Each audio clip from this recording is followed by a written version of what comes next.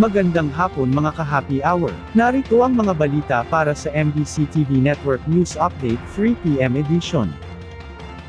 Shabulab na main source umano ng ilegal na droga sa Central Visayas, sinalakay.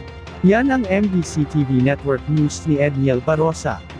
Sinalakay ng Philippine National Police at PDEA ang hinihinalang Shabu Laboratory at ang mga pinaka-supplier ng ilegal na droga sa buong Central Visayas.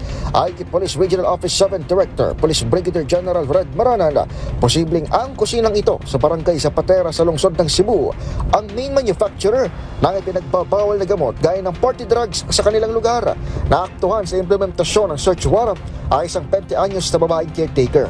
Pero sabi ni Maranan, nauna nang dinakpa sa bypass operation ng sinasabing leader ng sindikato at chemical engineer na si alias Stephen. Ang una nating nahuli dyan ay yung mga downline distributors. Nung nahuli natin yung mga downline distributors, na-identify natin yung mga middle level distributors hanggang sa maabot natin yung pinaka-main distributor. Ito na yung isang tao na pinagmumulan ng mga supply na tinatawag nating party drugs. At nung nahuli natin yung main distributor, na-identify na natin yung leader ng sindikato. Nasabat sa kanila ang 2.2 million pesos na halaga ng iba't ibang ipinagbabawal na gamot gaya ng cocaine, shabu at party drugs. Kinumpis ka rin ng PNP ang iba't ibang aparatos, chemical, baril, bala at pampasabog sa parehong drug lab.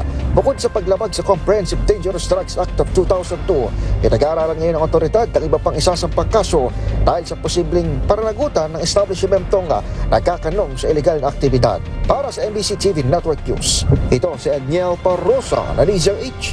Una sa Pilipinas, una sa Pilipino.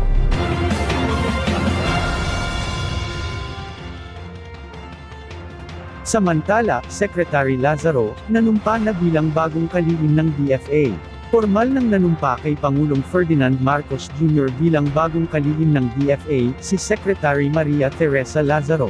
Mismong si Pangulong Marcos ang nanguna sa oath-taking na ginanap sa Palasyo ng Malacanang. Si Lazaro ang pumalit sa pwesto ni dating Foreign Affairs Secretary Enrique Manalo.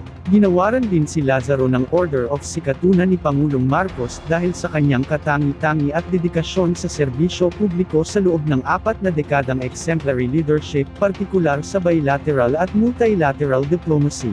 Partikular nang magsilbi siyang ambassador sa France at Switzerland at maging ang kanyang iba't ibang assignments sa Europe, Amerika at sa Asia Pacific.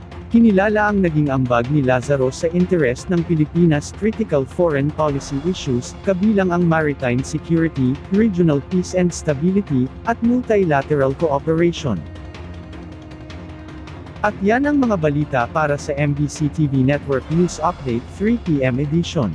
Abangan ang mga susunod na balitaan mamaya para sa 4 PM edition.